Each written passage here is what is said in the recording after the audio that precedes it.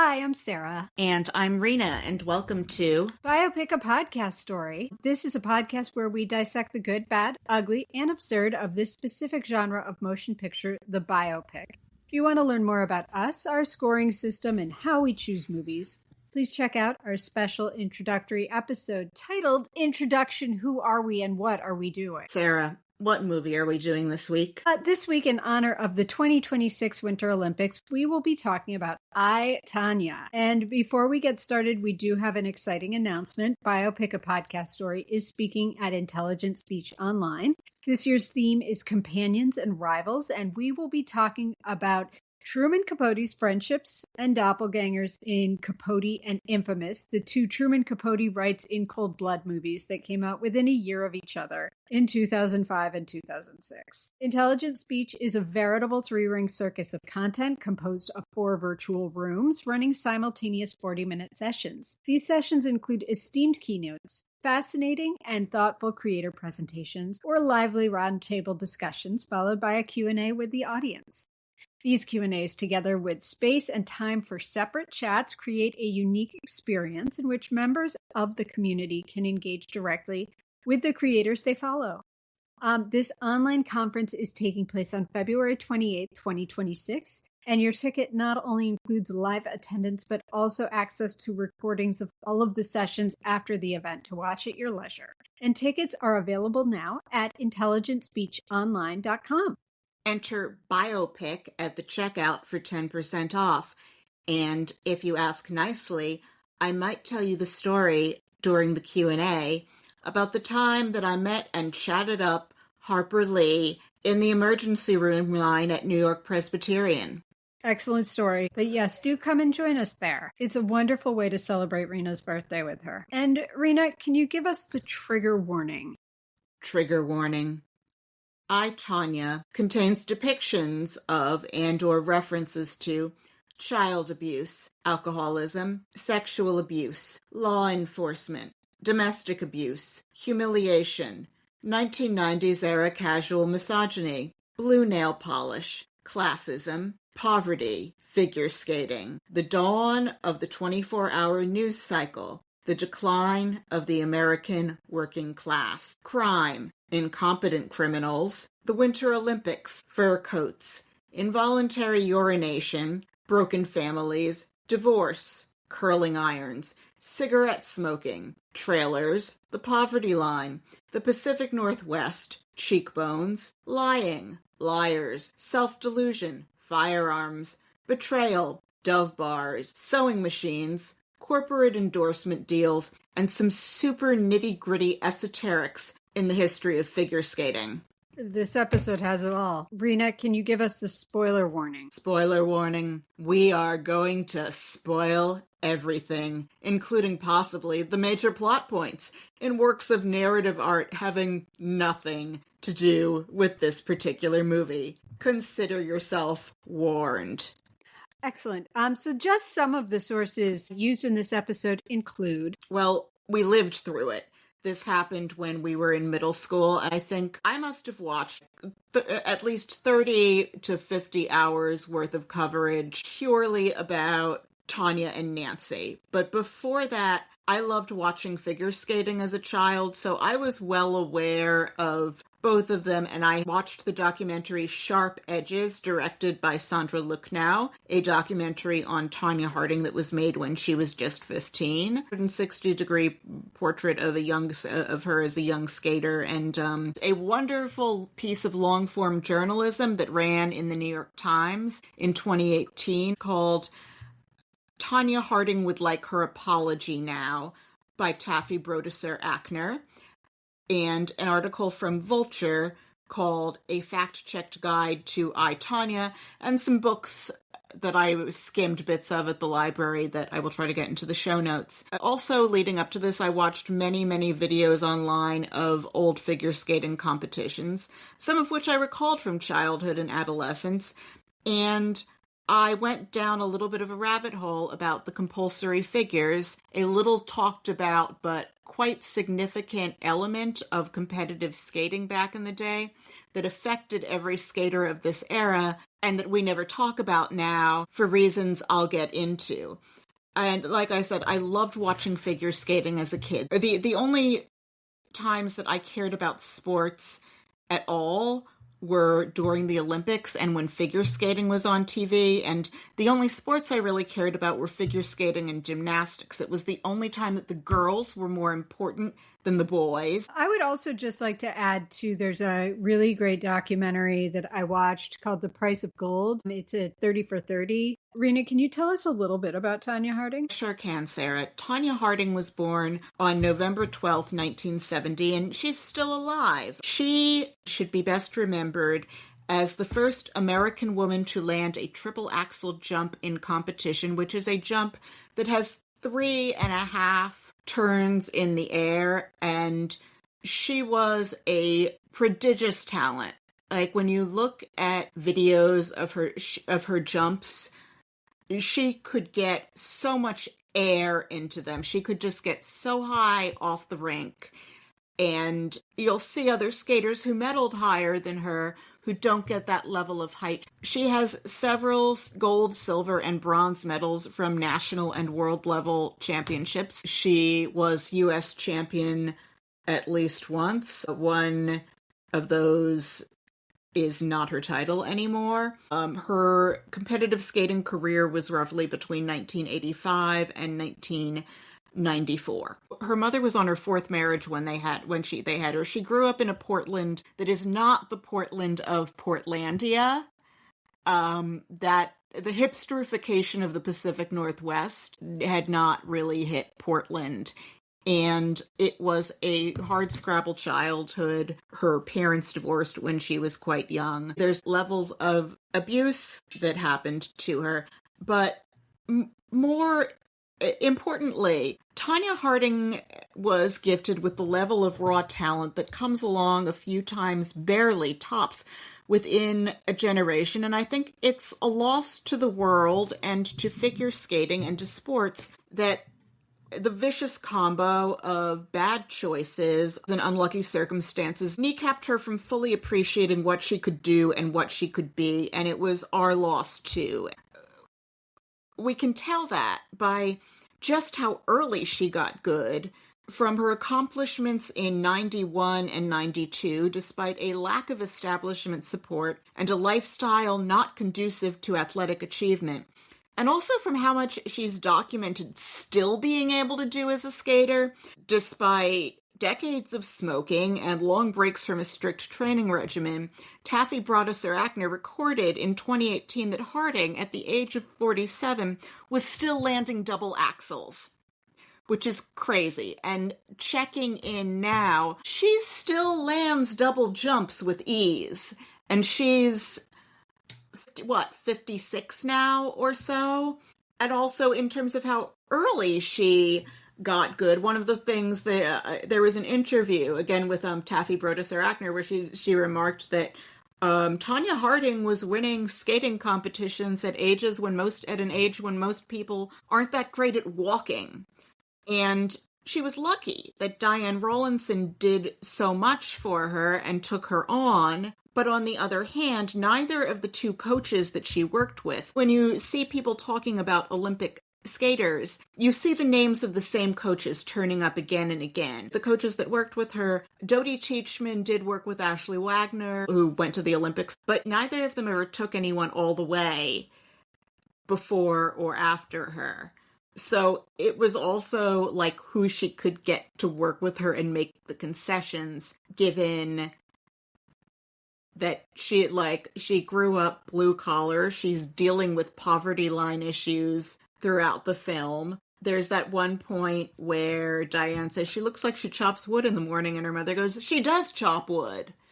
So And here I'm going to talk about something that they don't go into in the movie, but that affected figure skaters for decades. I'm going to talk about the compulsory figures because I think this was yet another thing that affected her monetarily that the film doesn't talk about. So what does figure skating mean, Sarah, at its root? Where does the name come from that we use? Just kind of doping it out here in a series of guesses. I'm guessing that it has something to do with the shape of what they're making on the ice. Yes, Sarah, you're right. So the original, or term that we use in English for figure skating is for the figures they make on the ice. Because originally it was about before jumps and spins become the whole sport.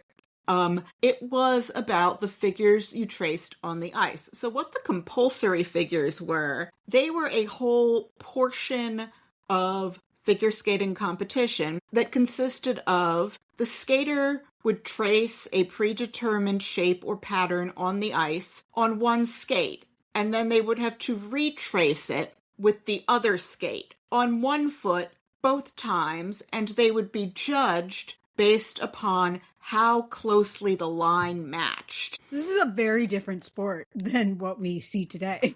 At various times, it accounted for then 60, 50, finally 30%, and then they got rid of it in 1990 at the world level, but it affected their score. It was quite dull to watch. And I remember when they got rid of compulsory figures, as a kid, reading the opening line in an article, happy is the sport that the camera smiles upon. I also went back and I watched short videos from sports broadcasts where they would do a little feature program explaining why the person you think should have won figure skating wasn't winning figure skating, where they would show the skaters on the ice tracing these figures, and then you see the judges kneeling on the ice to follow whether one line matches another. There was one case in 1971, there was an American skater, Janet Lynn, who just made everyone fall in love with her on the free skate. The problem is that she was not as strong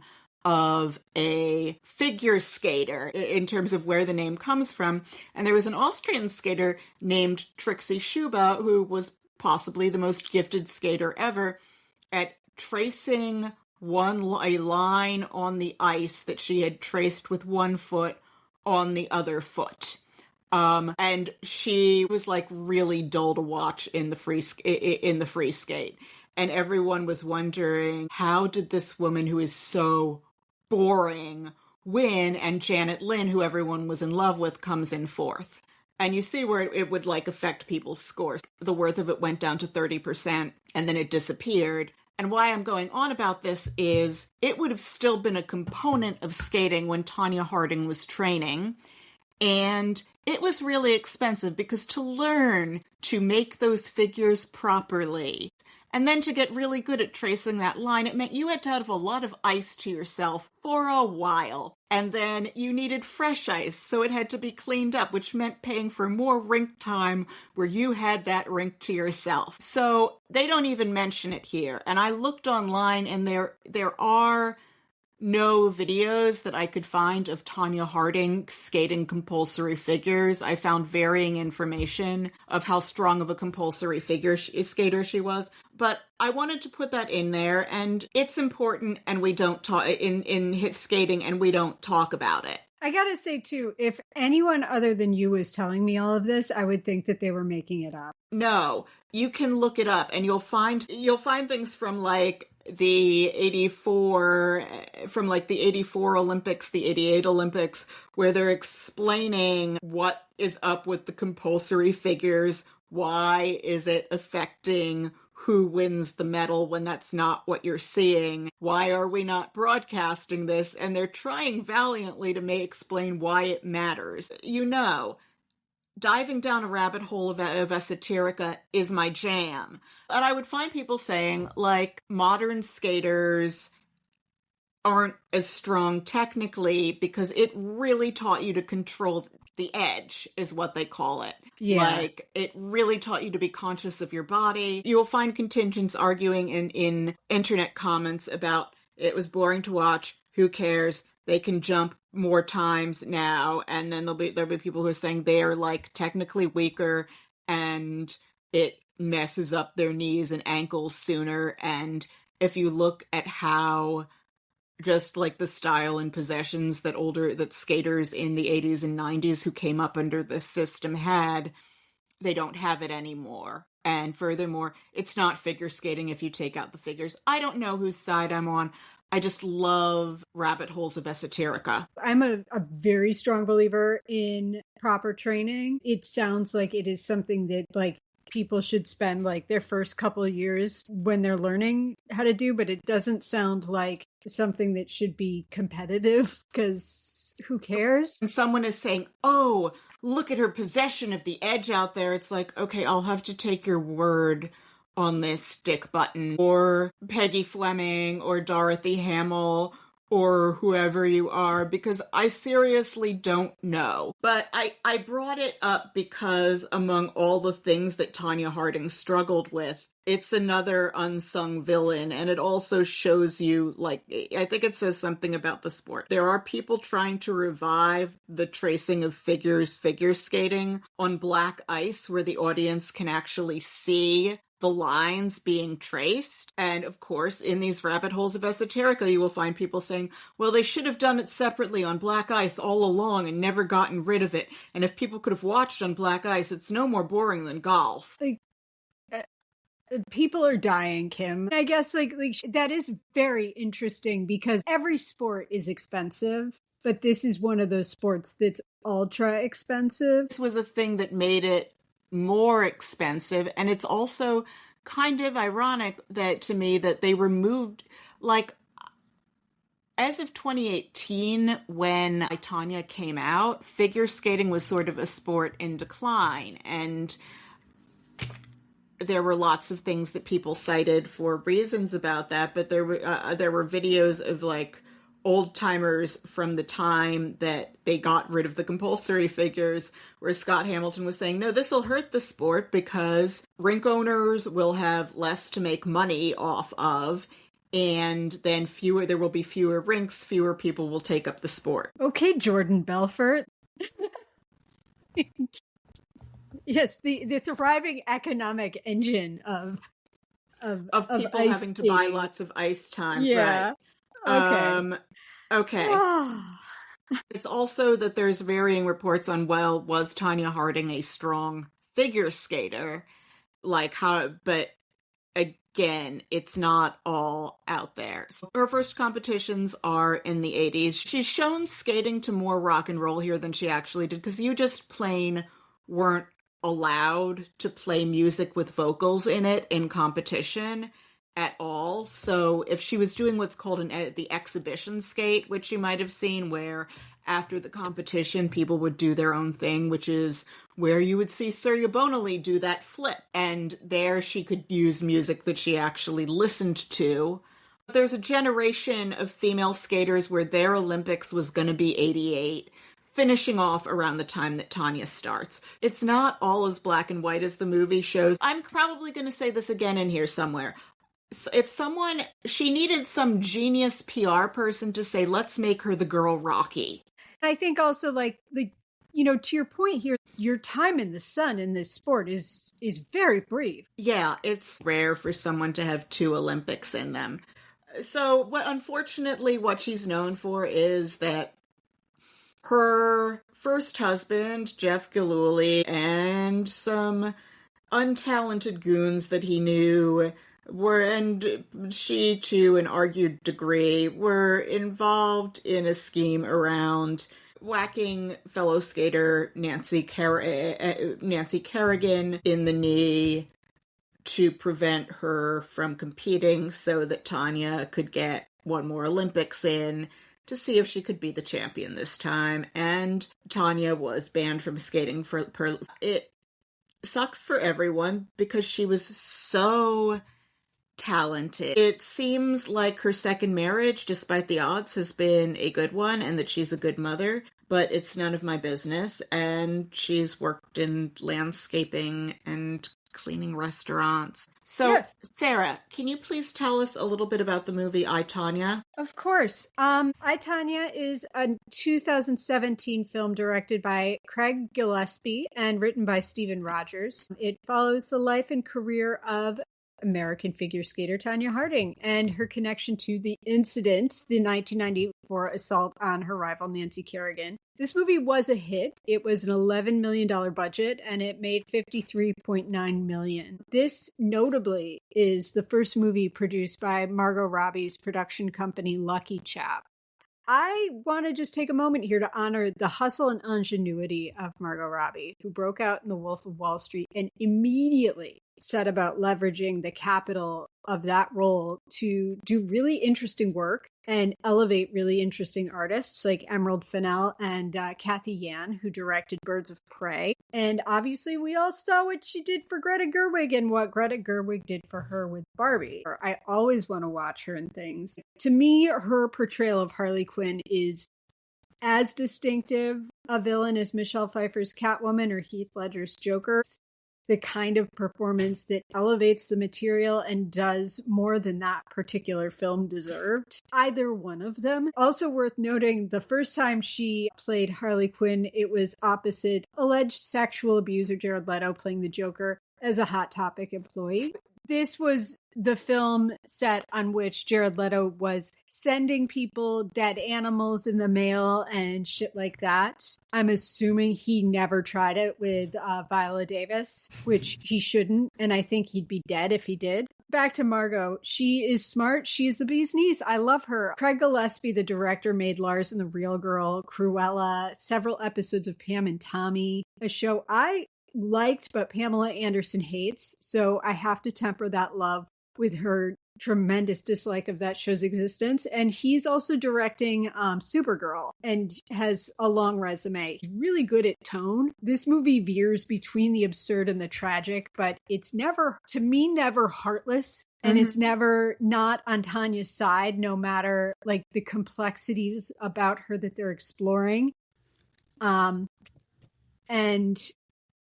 you know, writer Stephen Rogers, he wrote Hope Float's Stepmom, Kate and Leopold. So he's kind of a rom-com guy before this. But he gives an awful lot of substance to everyone in this. I think this is a really great screenplay. I do too. And this screenplay was actually on the blacklist in 2016 before it got picked up for her production with Margot Robbie. Critically, this movie was really, really well received, but there were detractors, mostly around the way that domestic abuse is played in this film. Richard Lawson, who was the film critic at Vanity Fair at the time, called it cheap, cruel, and stupid. Ironic 70s tunes playing over scenes of domestic abuse, played for laughs and all. Manola Dargis at the New York Times wrote, as I, Tonya, skips here and there and the plot thickens, it becomes increasingly baffling why the filmmakers decided to put a comic spin on this pathetic, dispiriting story. I personally don't agree with these criticisms. I happen to disagree with the idea that this was comedy played for cheap laughs. I see it as like the same kind of comedy that, you know, I was watching Goodfellas again this weekend. There's some comedy in Goodfellas, but it's not funny, I believe, when women say they're being abused. But also, I do feel like it's presented in this way where we see that there's an unreliability around the storytelling. We really get a very clear picture of the trauma that Tonya Harding carried with her throughout her life. And we also see where this kind of violence is presented. You know, this kind of violence is just like part of her day-to-day life. It's normalized. And I think that we see like the way that violence can be normalized in really like bad relationships and relationships where you're dependent on each other. I personally didn't feel like it was like ironic music played over domestic abuse played for laughs. Oh, I agree with you, and we'll get into that. So moving toward talking about the movie, I need to call myself out here because I see examples of where I've been manipulated by the media narrative when I look at my reaction in 1994 versus my reaction in 2018. I remember at the time of the Lillehammer Olympics, but even before that, I remember the newscasters saying over and over again, Tonya Harding makes figure skating look like a sport. Nancy Kerrigan makes it look like an art form. And I self-seriously repeated this to my family over dinner and over the middle school lunch table, but what's since occurred to me is, well, duh, it's a sport. And when I've gone back and watched the videos of those same routines that I saw in the 90s, my reaction is that Tonya Harding was the more exciting skater to watch. Her energy, that she's like electric, that there's a sense, even when you know it's a program, that you have no idea what's about to happen next, that she's really in the moment. But all of this change in my reaction is subsequent to the PR campaign surrounding the release of I, Tonya, so I don't know if I've been swayed yet again by the most prominent media narrative. And at the time, there was a newscaster named John Tesh. He was an entertainment reporter. He was not a serious news person. Oh, but they always had him on during the two women's sports that I loved, which were figure skating and gymnastics, and he made everything tawdry. He made everything a sob story. He'd never been an athlete in those things himself. He referred to a gymnast who had been a bronze medalist in Seoul. Her name was Svetlana Boginskaya, and he always referred to her as the Belarusian swan. They always had him covering women's sports, and he did them a disservice every time he was on. But that's weird. Yeah, I just wanted to remind everyone of John Tesh sucking, and my sense that in reevaluating this, have I been swayed by a narrative yet again? Like, do I even have the critical skills to know what I think at all? I will also, Thank though, you, I will Sarah. I will cop to being manipulated by the media narrative at the time. Like, the 1990s, like, what a time to be alive. So, like, Scandal was just, like, manufactured to fill all this news time, and it wasn't just kind of, like, thrust upon us in the way it is now. We're, like, in the brainwashing scenes in A Clockwork Orange, where it's just, like, being thrust at us constantly and being forced down our throats. Like, it had to be kind of, like, created and spun. It was OJ, the Menendez brothers, Lorena Bobbitt, all of these news events around, like, really serious incidents. Yeah, Amy Fisher. Really serious incidents of domestic abuse and murder and child abuse that were all just one big fucking joke that we could all detach from and treat it like it was pro wrestling. Like, we all just kind of, like, sat on an uncompassionate throne of judgment for, like, the entire decade. And I will cop to being a part of it, but I was a child and my brain wasn't fully developed. And I don't know what Jay Leno tells himself, because he was leading the charge on all of this just being a big fucking joke, you know, like O.J. Simpson murdered his wife.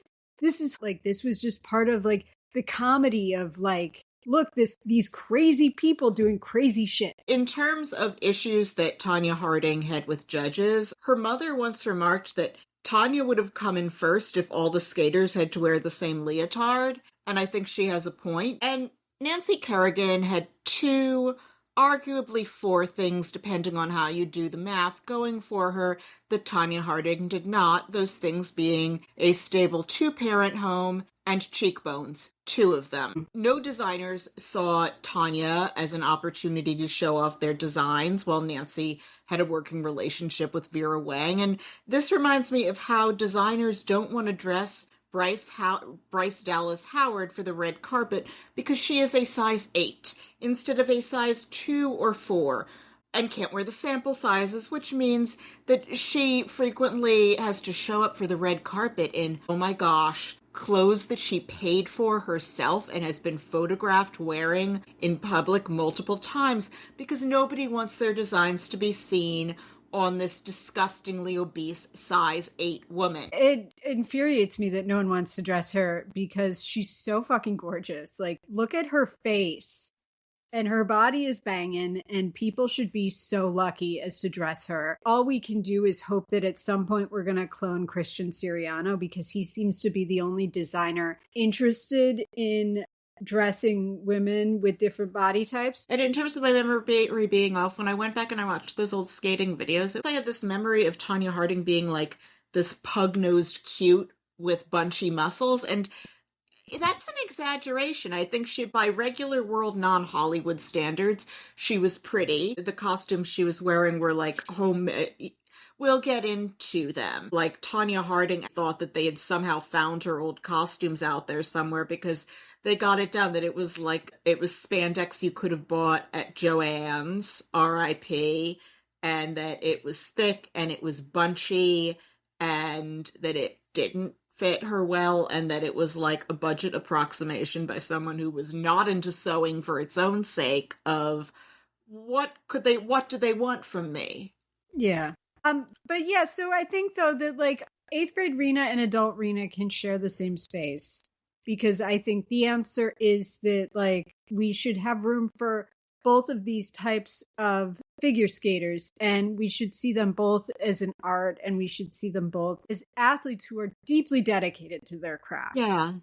And Tonya is exciting to watch, and Nancy is very elegant. Why can't we live in a world where they are both appreciated as they are? I sound ridiculous. And why do they have to be viciously pitched against each other when there's sportsmanship? Why do we pit women against each other in such a nasty way? Well, and also they were literally on the same team. Yeah, it's supposed to be about bringing medals home for America.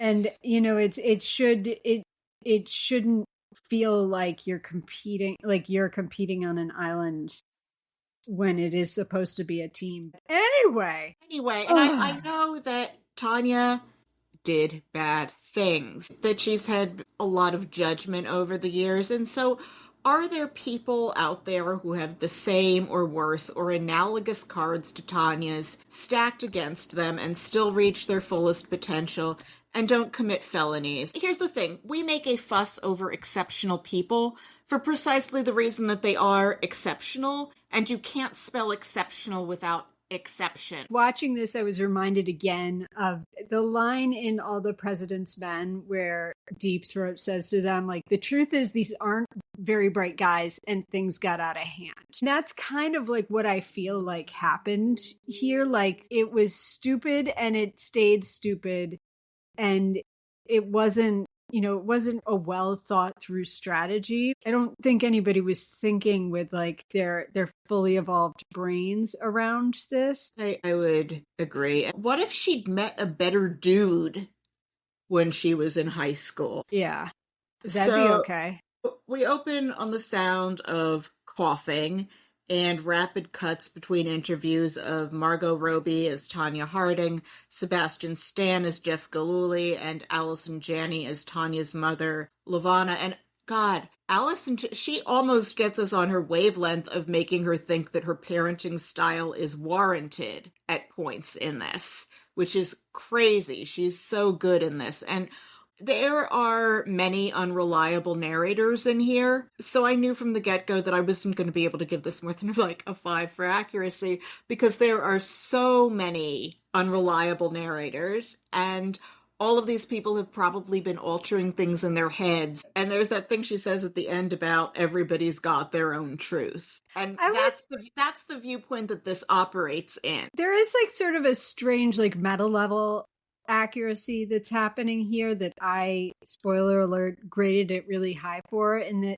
it really accurately captures the time, and I think also the conflicting way one would look back on this time period. Like this movie and the screenplay to me are very sophisticated because the setup is that documentary style that I love. What this movie does is pull a really good trick where that kind of style could give you the kind of space to have that ironic distance that we all had in the 90s, where everything was just like, nobody was real. We were just like living in their weird stories. And this movie refuses to let you off the hook. We were all feeling the effect of that end of history theory, even if we never got around to reading it before 9/11. Everyone's clothing and style choices are kind of in a 3 to 5 year time warp Hollywood is really afraid of the real lack of glamour around poverty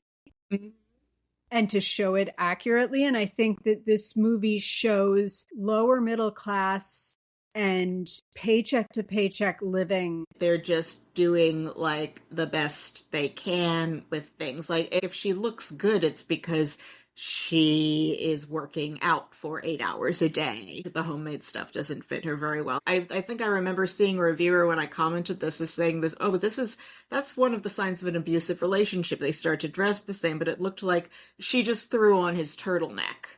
That was a thing that people wore at the time. We see Diane here, and Diane's like, Tonya was totally American because of the way that she inspired very strong feelings in people on both sides. Diane is such a lady. So we meet two other unreliable narrators, the hard copy guy, who is played by Bobby Cannavale, and on an old gray big box TV on a tape, we meet Sean Eckert, played by Paul Walter Hauser. Yeah, put a pin in that. I'm going to talk about him for probably a year. I remember hearing next up on hard copy or next up on Entertainment Tonight. My parents always shut it off immediately after the 6:30 news was over. And often we didn't like the second half of the news because they would talk about stupid, boring human interest stories and not stuff that was actual news. And we had all of these shows. It wasn't just hard copy, but hard copy, I recall being the trashiest of them all. It was a trash fire television show. Mm-hmm. And Bobby Cannavale is great in this because he captures the energy that I would assume that they had in the hard copy offices, as well as his look is just hideous.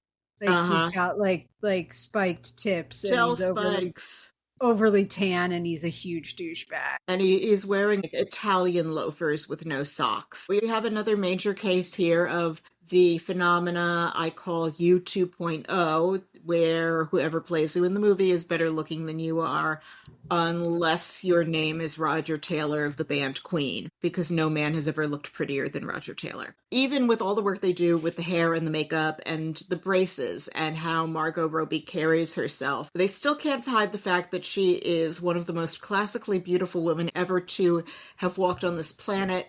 They do their best with Margot Robbie and Sebastian Stan, who is also an unbelievably stunning individual. Mm-hmm. They try, but there's no getting around the fact that they're both beautiful people. When he comes on, he apologizes for the mustache as Jeff Gillooly. It shows him in his subsequent wife's hair salon, where he's sitting in front of Wicker with pictures up. And he apologizes for the mustache. The thing is that he now has that beard fluff that just sits on the lower part of the chin, and it looks just as bad. Yeah. But he had the rattiest little mustache, though. Either shave everything off or do the trimmed beard and mustache. Every other thing doesn't work. Because everyone is a child to me who's younger than me, I do forget that there's an increasingly large pool of people who weren't alive for this. I did my best at the top here to describe what this time was like and how absurd it was and awful it was. But the first 10 minutes of this movie really nail it. Mm-hmm. They really get you back to that place where you're like, oh, it was hard copy. Everything was stupid. The triple axel, they couldn't find a female stunt skater who could do this for the movie, so they had to fake it on computer. So yeah, she deserved the fuss that they made over her. You can judge her triple axel against Midori Ito's triple axel and decide which one you like. I mean, I have a hard time telling one jump from another when I'm watching skating. It's something I can't do, so I'm impressed by both of them. They're both amazing as far as I'm concerned. I couldn't do a single axel if I trained for years. I don't think I could even do a single toe loop, and I'm only saying that because I know that they make a bigger fuss over axle jumps than over toe loops. I can barely make it around an ice skating rink without holding onto the side. Yeah, it took all afternoon for me to get off the wall, and I still didn't know if I was doing it right. So we kick back to 40 years before. We have our first meeting of little teeny tiny Tonya on the ice and Levana is taking her to skate, and she is smoking. Levana, not Tonya. Levana is smoking on the ice. Yes, Tonya hasn't started smoking yet. I don't doubt for a second that everywhere Levana went, she was smoking a cigarette. Yeah. So they have a very cute little girl playing her at 4. Yes. And Levana says that Tonya is a, quote, soft 4. And Diane reluctantly agrees to coach her after explaining first she's too young and, too much of a beginner, but she is a natural. Yeah. They show her skating circles on the ice around the class. And then cut ahead where she's played by McKenna Grace, who was great on The Handmaid's Tale. She's a very good young actress. She has this wonderful, sorrowful set of eyes. She's great in this. And we see right away that Levana is a monster and a terrible mother. I'm comfortable saying that.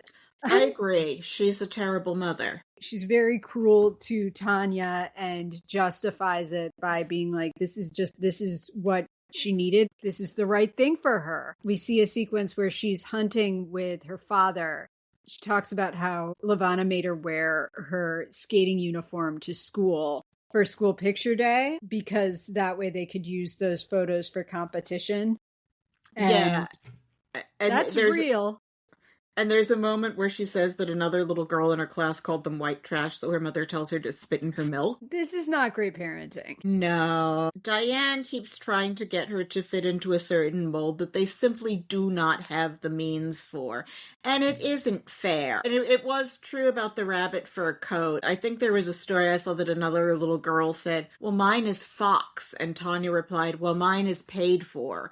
And honestly, the fox fur coat probably was paid for, too. They make her a rabbit fur coat out of rabbits they skin themselves, and you see what's probably the remains of that coat made into a bomber jacket later. And then they show her dad leaving, and she begs him not to. Actually, her mom left first, and there was a time where she was just living with her dad. We cut to the adult Tonya in the rink.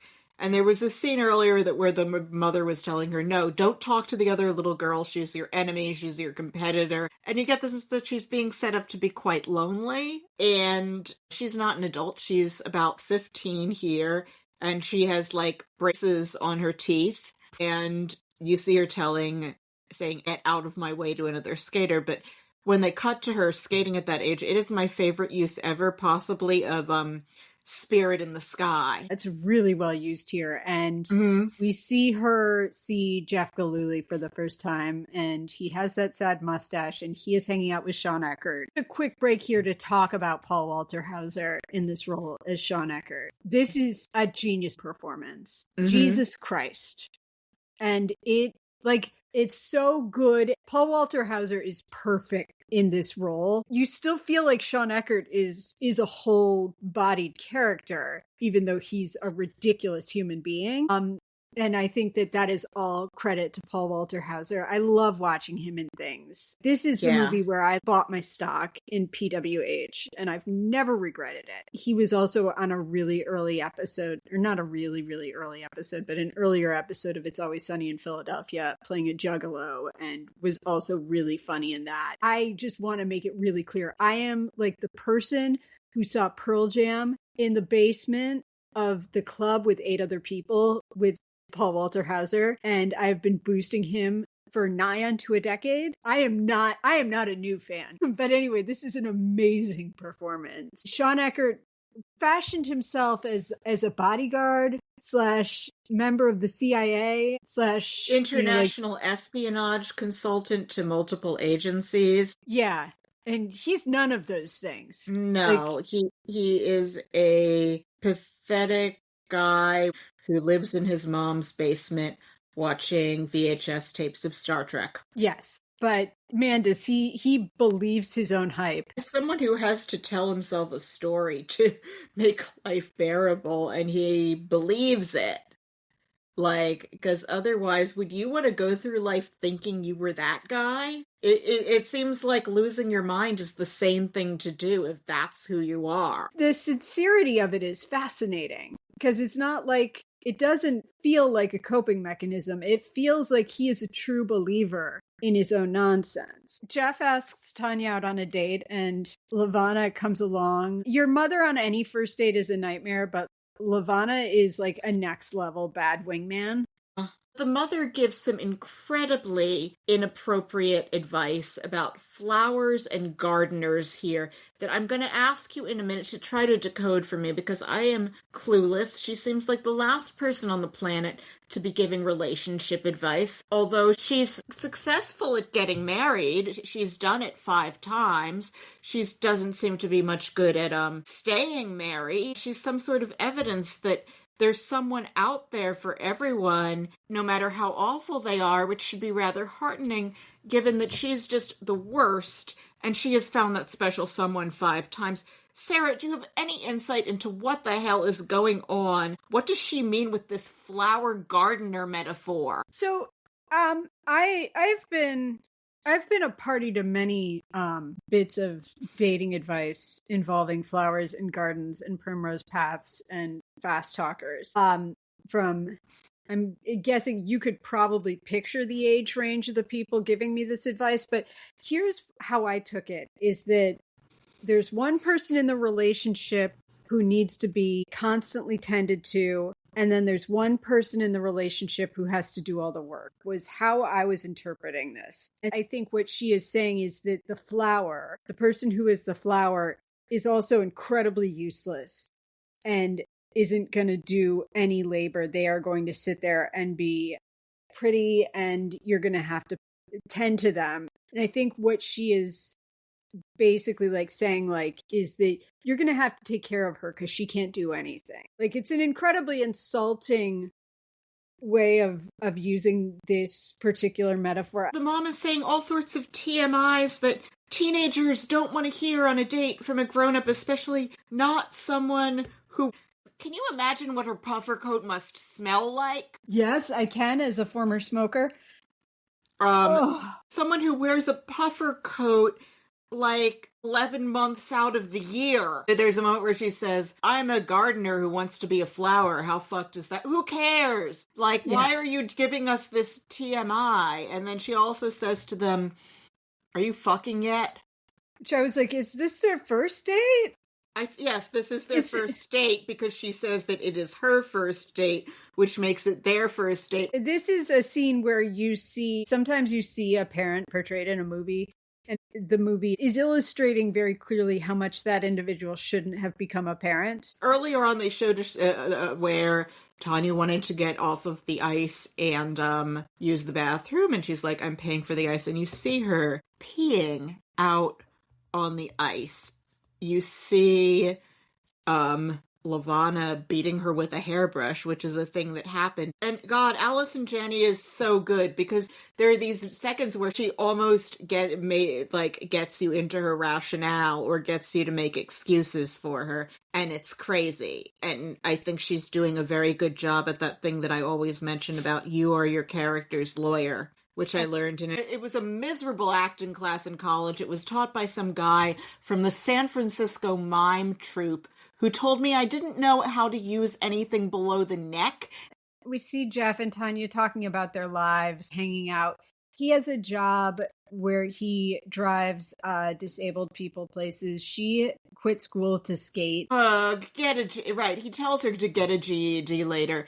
And this is just bad parenting that she didn't get a high school diploma. Again, like her mom kind of commodifying her while abusing her, being like, you're going to be my gravy train and you are also going to be my punching bag. We also see here too that it doesn't take long for the relationship to turn physically abusive. And we also hear how it doesn't really raise red flags for her because of her history, where it's kind of been a part of who she is. And she makes the point, she's like, Nancy gets hit one time and the whole world shits. And she's pointing out like how many times she is struck or punched, or like how many physical fights that she gets in with Jeff.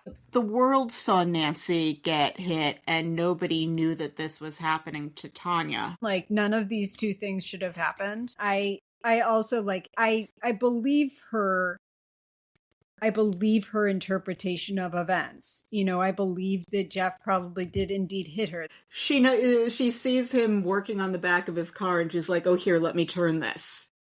And you see her wipe off the grease on her magenta jeans. And then she starts off trying to impress him. She's like, we had money until I got a fur coat. And he's like, no, we were always poor. And she's like, yes, too. They are so bad for each other. Sometimes you have horrible relationships where their overall purpose turns out to be to get you in shape for a decent one, but not like this. This was her first boyfriend. And she clearly wasn't exposed to much on that front relationship wise. Of course, everything he did seemed right because she grew up in a household with this mother who was incredibly cruel to her. I don't know much about Jeff's background, but I can't imagine that he had a ton of experience in relationships either. And remember, he says, I had no game. Yeah. So there you go.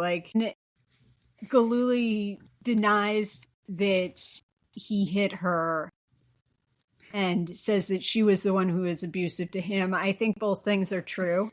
I believe that this was probably a relationship where both people were getting hit. And I very much long not to diminish the seriousness of that on either side, but particularly for a woman, it's a very dangerous place to be. And agreed. Levana is supportive of the relationship, she says, but not without being incredibly cruel to her about it. And then we cut to a competition where we see how much she doesn't fit in with the other skaters. She's skating to rock music. She's smoking. Her style is different. Not on the ice. She smokes before she goes on the ice. So some notes on this performance. She couldn't skate competitively to rock music with lyrics like she's shown doing here because you couldn't skate to music with vocals until very recently. She skated to a bunch of things where Diane told her this will make the judges happy, and it doesn't feel right when she's doing it. Also, this is a real costume that she had, but I went and I looked at that particular performance, and actually no, it was to instrumental music, not rock music. It's electrifying, over the way they film it here is electrifying, the real life version is electrifying, but actually that particular competition, the judges scored her in the high fives and she won the silver medal. What this is an approximation of how she was generally treated. It's a generalization of problems she had with judges where they use this particular competition. And that was the costume they picked out. So I wanted to bring that up here. But they show her skating to Sleeping Bag by ZZ Top. And I find this so electric to watch. But the judges don't agree. They give her a bunch of 4/8s and 4/7s. Levana tells her, you skated like a graceless bulldyke, which disagree. Wow. Cruel for layers of reasons. It reinforces the point. We let male athletes be bad boys. You think about how Dennis Rodman was about to happen to the degree that Dennis Rodman happened, and we were all delighted and charmed by it. So yeah, Levana says that and is incredibly, incredibly unkind to her. Anne throws the knife at her and it lands in her arm, and she's like, I'm gonna move out. Which is a good decision. However, it's a real out of the frying pan into the fire situation because she moves in with Jeff. Yeah, and it seems like things are great at first. This movie does a clever trick here where you're seeing them happy, but you're also seeing them fight. And we see her making this very hideous pink skating outfit, which is just not her. It's so not her thing to the degree of she's just putting bows on it. And it's just this nightmare pink frock. And we see her compete again. And she has ultimately this confrontation with, skating over to the judges and being what is it that you need me to do? And they basically are you have no class. And she tells them to suck her dick. And this is literally false.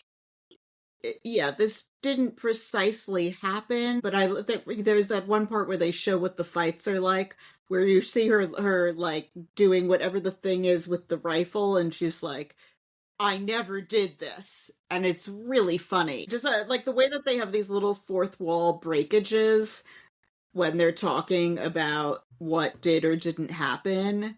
Yeah. I love how they do that here. But like, the thing is, she's just not a fashion person, which is okay. She likes to fix cars and drive trucks, and all of her costumes for skating look like how someone with no interest in fashion would approximate what they thought they were supposed to have on no budget with low quality materials. Like, there were stories about how when her mother was making her costume, she would place the sequins so that they cut into her thighs. I keep thinking, is there no one in the entire Pacific Northwest with an eye for design who could have tapped in on like the various emerging 90s minimalist or the menswear as women's wear double-breasted suit lingering 80s aesthetics and made her a costume that looked good and felt authentically Tonya and gave them the benefit of a little free advertising?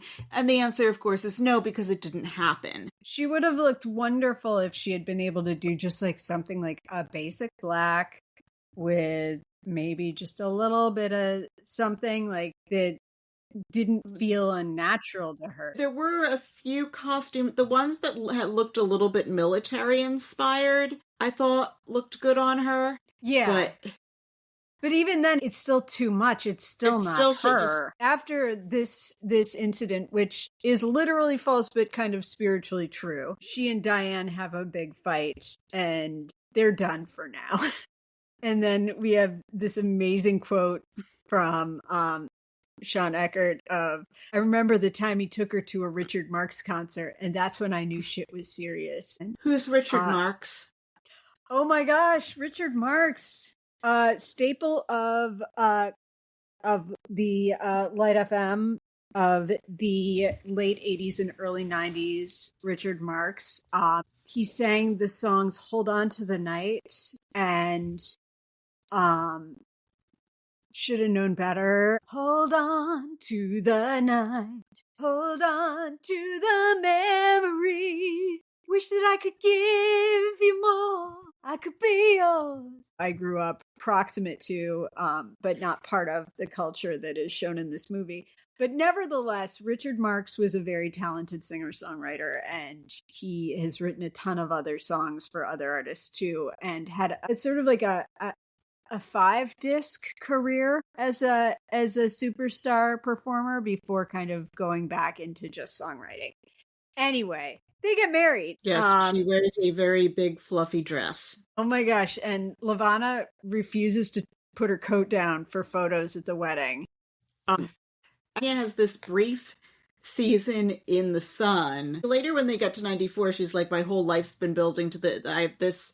And the thing is, that had actually all already happened to her in 91 into 92. A time where she had the momentum from the triple axel was so brief, and she really didn't do herself any favors, as we'll see, in terms of neglect. And I've read background that she was worried about losing Jeff, which I'm like, best thing that God, win gold in 92 and lose the mustache dude sounds amazing, but that wasn't how she saw that. She said earlier, if I landed the triple axel, they'd have to give me my scores. And she does it. Yeah. And when you see the video of her landing, she jumps so high and she has this little fist pump like, yes. Yeah. And I feel like some of them, so she actually got a few 6.0s in there when it really happened. At least a couple 6.0s in the scores. And I'm wondering if the fist pump might have lost her something, but I don't know. I can't hold it against her, but I am not a figure skating judge. Margot Robbie is so wonderful in this sequence too, where when she's talking about it, the way that she brings you back there into that moment with Tonya is like, it gives you a little chill. It's really, really cool. At the same time that all of this is going on, like there's also this sense of she's not a good fit for the image that we want for our US skating team. she and Jeff have a very large fight in which they break up. Once she lands the triple axel, there's this scene where you see Levana pays someone to heckle her on the way in to the championship, and she had this one really strong season. She gets mad at Jeff that there aren't Dove bars, and he says that Eskimo bars are okay. I guess she's seen beyond that. And she said earlier that marrying him was what enabled her to just skate. But you see in the run-up to the Olympics that she's partying, that her weight is up, that she isn't really taking seriously all the things she needs to do to have her shot. And what really kind of breaks my heart for her is that she arrives like late for the Olympics. She doesn't take part in the opening ceremony parade. Like all of these things that are supposed to be part of this once-in-a-lifetime thing, she doesn't claim her place. I don't actually want to go back in time and try and like support her from a public relations standpoint, but I kind of do. Just be like, you need to go to these things. There was no one giving her the kind of guidance and that she needed. We have a mom who is really way too good at tough love. She had people guiding her on the skating, but on how to win while being herself in the world, there were people who could have done that. I don't think it's impossible. It just wasn't one of the strokes of luck that she did have. We meet Nancy Kerrigan for the first time here at this point. Nancy isn't really a fully fleshed out character here, but she doesn't really need to be. If they'd been close, I don't think it would have happened. But remember, her mother's already prepped her don't make friends. It's interesting because Nancy is also very working class. She just hit it better. Everyone always said, oh, she looks like Katharine Hepburn. And she was always wearing very simple white things. And she had a domineering mother too, but they had that tearjerker story of...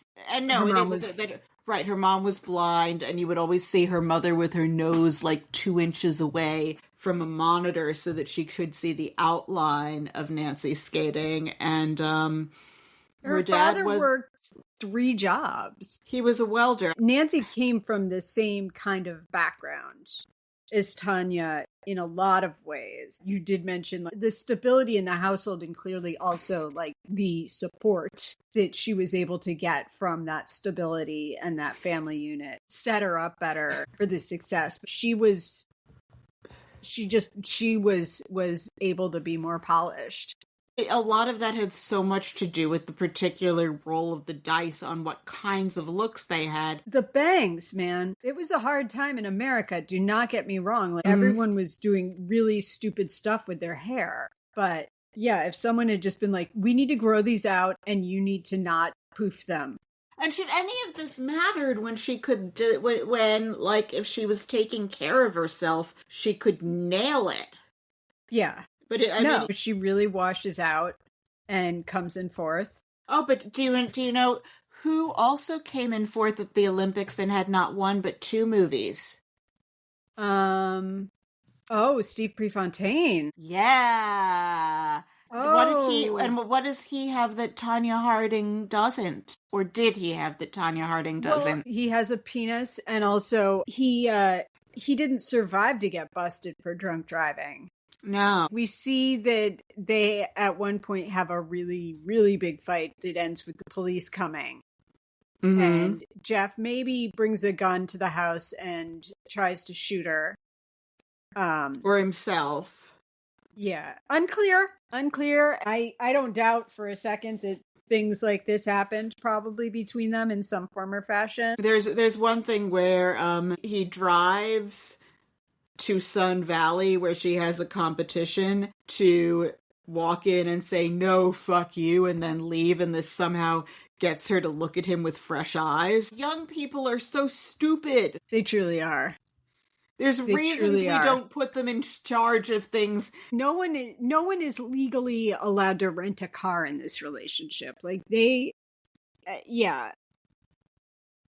When you come in fourth in the Olympics, as she points out, if you are not Steve Prefontaine and about to be the subject of not one, but two glossy biopics about that time you watched the Munich Olympics tragedies unfold on television. She's back in Oregon. She's waiting tables. Like, she was training and eating whatever she got from, like, Spud Central or wherever while Nancy had a dietitian.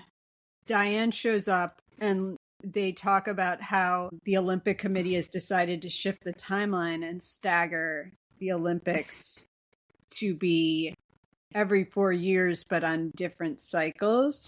So the Winter and the Summer Olympics used to be the same year, which was also always leap year and always the same year as U.S. presidential elections.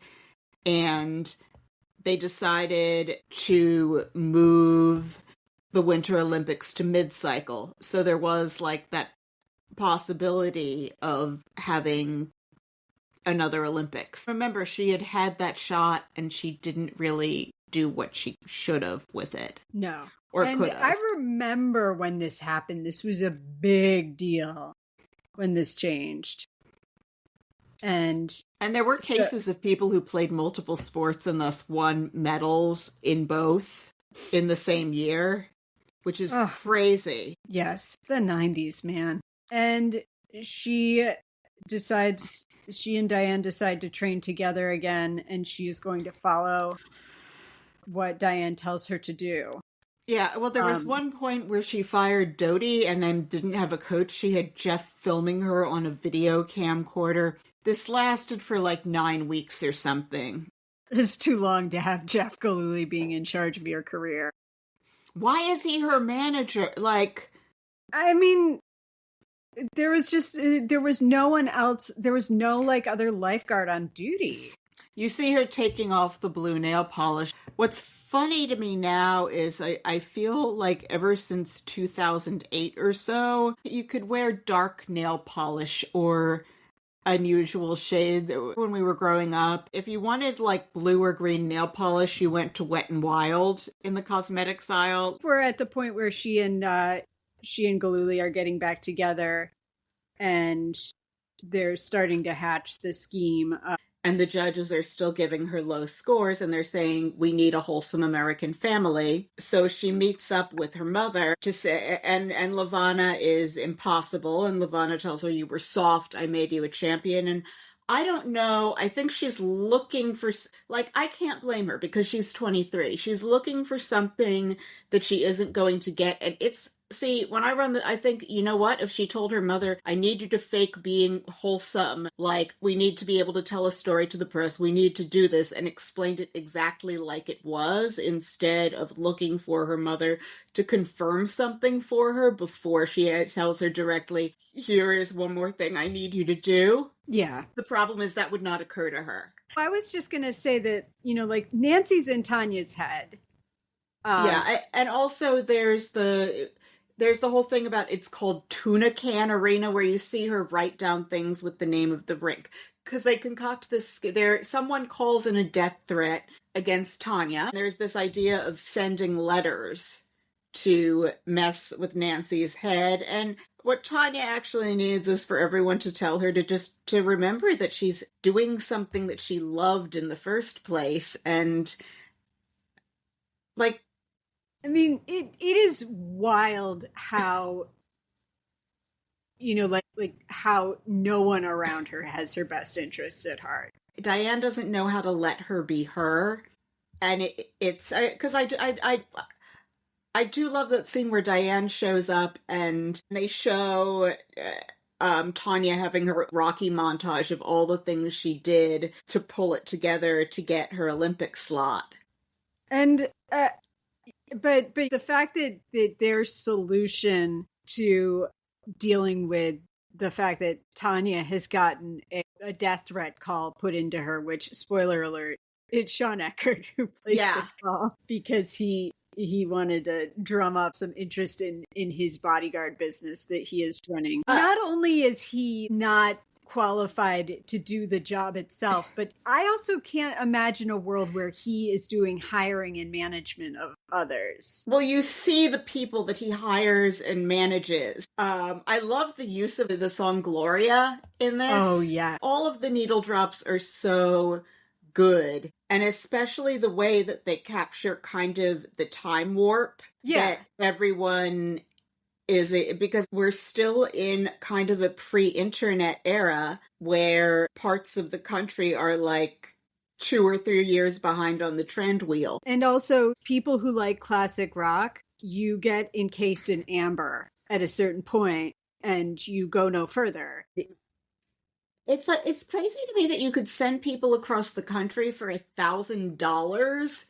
Well, that right there, I'm not going to pretend I know a lot about hiring a hitman. I don't. But I do know that $1,000, like, you're going to get what you paid for. Yeah, Derek and Shane are like, yeah, this is what you can get for $1,000. Like, how are they even able to cover motel expenses or anything on... You're not. You're right. not. And these guys are clearly, you get what you pay for when you're hiring hit people. This guy, Derek, whose name we probably shouldn't even be saying. Again, the genius of Paul Walter Hauser, the delivery of this line. I know a guy, shouldn't even say his name, Derek. Sean Eckert is trying to set up Derek as so dangerous that, yeah, you shouldn't even invoke his name in conversation unless you are damn serious about hiring your $1,000 hitman. It's more like Derek is so dangerous because anything you hire him for will be doomed to fail. I have praised Sebastian Stan, but his work with Paul Walter Hauser in this movie is really amazing. His reactions to this scheme, where initially it is positioned as we're going to send her some threatening letters. It's so dumb, and they're all 23, 26... They are all just babies, and they're all so fucking dumb. They shouldn't be married. It's a good idea that none of them can rent items. To quote Joe Pesci in Casino, he's at one point talking about someone, and he's like, this guy could fuck up a cup of coffee. And, like, these guys could fuck up a cup of coffee. Like, I want to be clear that I don't know a ton about what I'm talking about here in terms of hiring a hitman, but they don't even seem acquainted in any passing fashion as to what a hitman would do. Yes. Like, at one point when they get arrested, the cops are like, yeah, you guys charged everything. They're not very good criminals. Yeah, this guy, we shouldn't even be saying his name. Derek. No. Just saying his name will make you a failure at everything you try to do for the rest of your life. Sean's crew is not great. And he and Tanya are fighting, and there's 2 amazing lines here. One, both delivered by Paul Walter Hauser, where they're talking about, like, what the plan is, and he's like, balls are already being played with. And then also he says to Tanya, shit to fry is a meal best served never. He thinks he's so smug about how clever he thinks he is for thinking of something that would be puerile coming from a 4-year-old. Like, let me deliver the meanest insult I can to Sean Eckert. I don't think he could get hired by ICE. He played this role so perfectly. There's nothing I can add to it. Part of the humor is the absolute delusional confidence of a man who believes everything he is saying. Yeah, he could be in the cabinet now. Yeah. Honestly, like, I actually bet they would let him be on ICE. So this thing where Tanya finally calls him out on his bullshit at the rink. If someone tells me that I'm nothing or objects to what I'm doing, and I'm emotionally invested in that, I'm going to double down on it at them. What sort of sucks is that when you think that you've put someone in their place because they suck, actually that can be the thing that gives them the determination to prove to you and to the world that they are what they say they are. It gives him that bit of conviction to have all his balls stay in the air just to prove that he is the international man of mystery he believes he is. it doesn't work out that well. Doesn't it suck that, like, when you tell someone who is a piece of shit that they're a piece of shit, they don't take it to heart and change? It is kind of a bummer. So we see Shane and Derek, whose name I shouldn't even mention. We see them driving to where Nancy is practicing. They think she's in Massachusetts, and then it turns out she's in Detroit. They get to the rink, and this all just goes stupidly. Derek, whose name we shouldn't even be saying, tells Shane, and both of them are in a sweat, don't look at them. If they can't see your eyes, they can't identify you. Yes, they can. This is a level of amateur that it offends the sensibilities. Derek is the one who tells Shane how to do the whacking, and I can't tell if it's hair gloop or just sweating.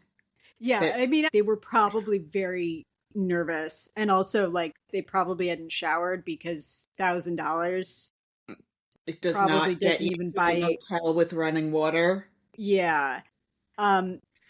And yeah, again, a proper hitman, like, I think you have to show them front money. Again, I don't know what I'm talking about. I want to be clear. Right. We later see Sean saying they paid him $55,000 when he tells virtually everybody everything within 2 days of the attack. I don't understand why he thinks this is a good idea. Yeah, it's a very poorly executed assault, and we see that Shane can't get out of the arena after the whack, and he basically, like, uses his head to smash the glass and leaves, like, a Derek shaped hole in the glass door. Like, or is it a Shane shaped hole? No, oh my gosh, you're right. Shane leaves a Derek shaped hole in the glass, like that. Who's the fruit punch guy from the commercials? Oh, it's very much the High C commercial. Yes. And then they get in the car and they drive away, and good glory, Gloria. I mean, so good. And then we see that Galooly hears the news and goes to Sean and is like, what the hell did you do? And he says, I changed the course of history, if you've been watching. During this scene, I had to stop myself from just basically transcribing every line, because everything that Sean Eckert says in response to Jeff in an attempt to explain why this happened and why it went down the way it did is just, like, ridiculousness on top of it. And, like, Paul Walter Hauser's performance in this scene, and Sebastian Stan's just a aghast reaction at everything that he's saying. This convinces me the Oscars this year of this film, 2018 Oscars for 2017 movies, it should have been a competition between two men for Best Supporting Actor, and it should have been Paul Walter Hauser versus Michael Stolberg in Call Me By Your Name. It's a fucking crime that neither of these men were nominated in my fantasy league. I have seen Three Billboards Outside of Ebbings, Missouri and whatever, and, like, Sam Rockwell is wonderful. He's always great. But, like, the fact that Hauser wasn't in the conversation, and also isn't in the conversation for everything on the planet because he elevates all of the material, it's just insane. Like, this is such a great performance. This is him picking up the whole movie and taking it with him in his backpack like Luke did with Yoda on Dagobah. Yeah. And he's like, this is my movie now. Yeah, and he's keeping it together even though his parents taped over his favorite Star Trek episode on VHS so that they could commemorate him being a criminal on CNN. My parents taped over my favorite Star Trek episode to record the CNN segment, but I'm keeping it together. Oh my God.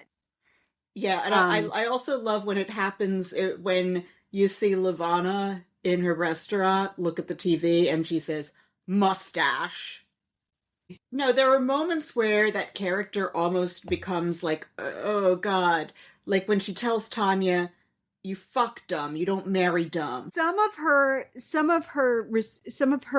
insights walk all the way up to, but then back away from being good advice. We see, we see Tonya skating in the nationals and doing superbly, and she wins. Well, she missed a jump that she said she was going to do, but she still wins.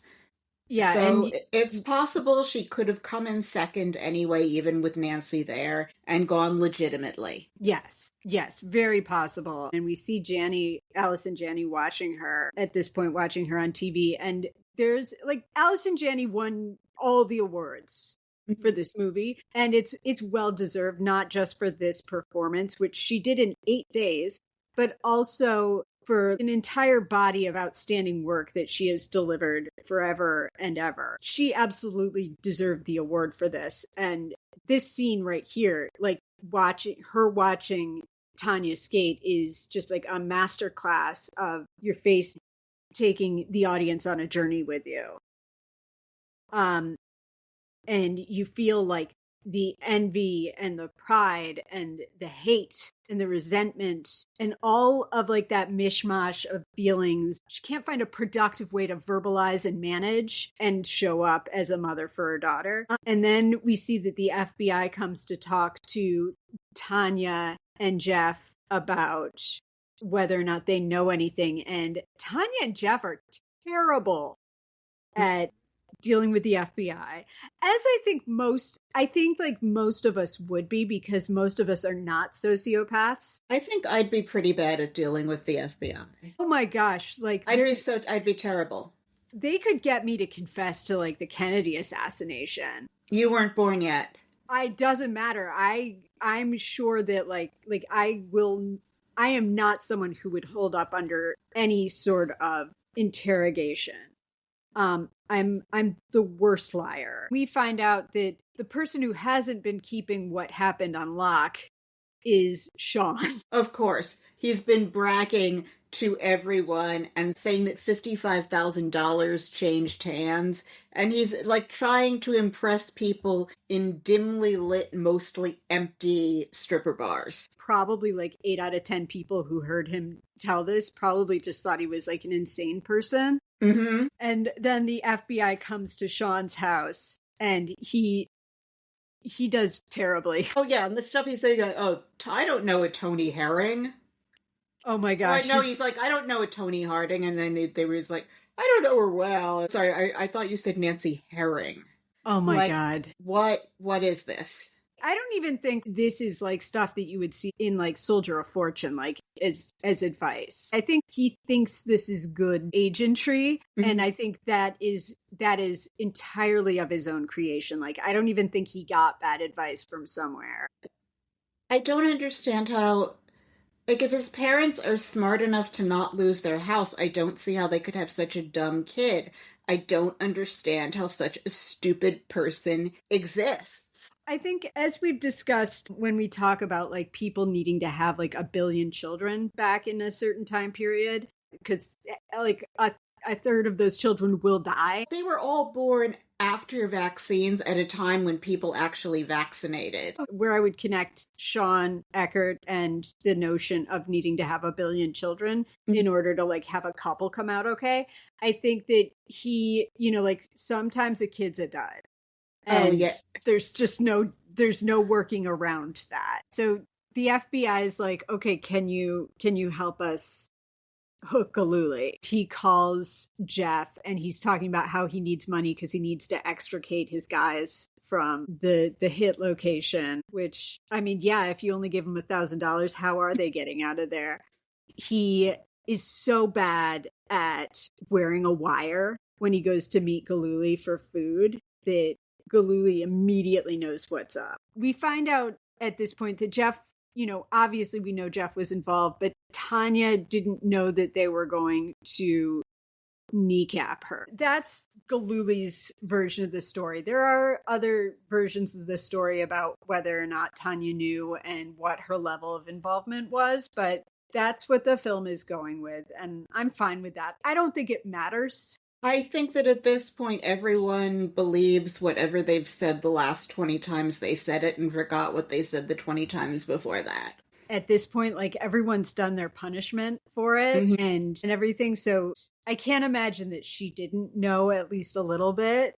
It is possible that she didn't know that they were going to take it that far. I mean, who knows? Nevertheless. Everybody sings like birds to the FBI. Jeff talks to the FBI. Tonya talks to the FBI. At one point, Tonya and Jeff have a meeting with Diane's husband.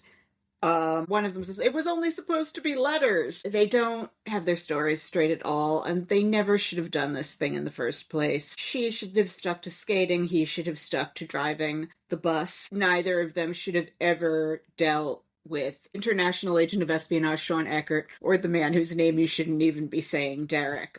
Everyone should have just stayed in their lane. Where is Gloria Allred or whoever to like sweep in here and like guide her through this experience and help her? Like, no one is helping her. I would expect the US Olympics group, whoever runs that ship, to come in and be like, hey, let's get you through this experience. Remember, they don't like it that she's the champion. The whole reason she got back with him was because, like, they told her they needed to see a stable fan, and it was BS. She does go into that they try to kick her off the Olympic team and she countersues. She sues them for $10 million. Like, this is so much crazy to happen in such a limited window of time. Yeah. This is all, what, before the games? 6 weeks? It was a tight focus for Nancy Kerrigan to get that knee healed in time. We see an interview with Sean. He's interviewed by a hard copy type of show, and he's explaining that he's a secret agent, and we're seeing some actual journalism. Well, that's Diane Sawyer. Okay. Where she's the one who's saying, but was you her. Aren't. Yeah. It's a mess. It's chaotic. Of course her skating is suffering. I think also here, like, we see how awful this is for Tonya. And like you made a point earlier, and I'm going to just hammer down on it again. Like, these are all these people are all very young. She has no education. And also, you know, Nancy Kerrigan was, 24? This is a tremendous amount of chaos to happen at such a point in your life.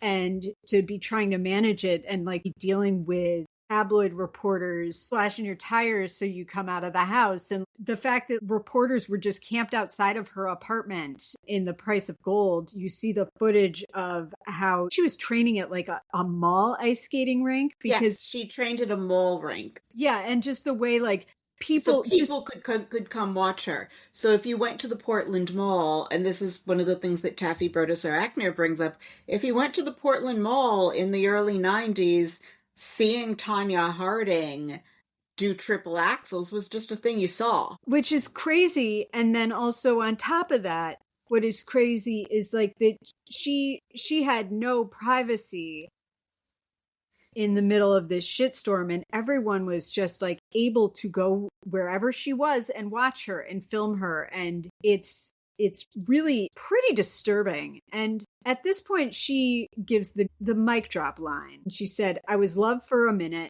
then I was hated, then I was just a punchline. It was like being abused all over again, only this time it was by you.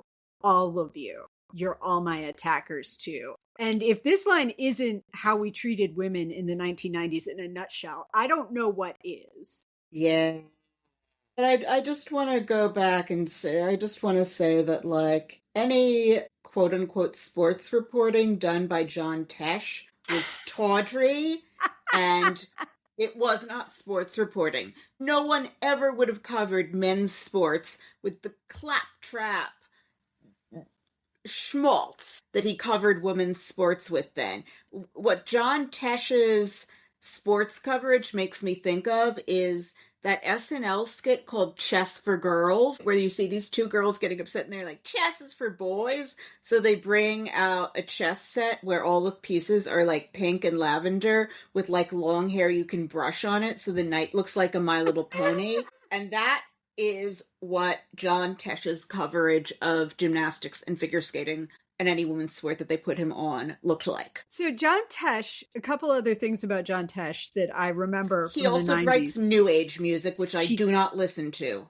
He does write new age music. He wrote the theme song to NBA, like the NBA games, and has made an awful lot of money off of that. Also, I don't know if they're still married, but he married Connie Selica, the actress, in the 90s. And it wasn't either of their first marriages, but they did not consummate that relationship until after their marriage. And I remember that, like from People magazine or Ladies Home Journal or something. That is a fact that sits in my brain and probably has replaced someone's birthday. So when you were saying that, I thought you were about to say did not consummate their marriage ever.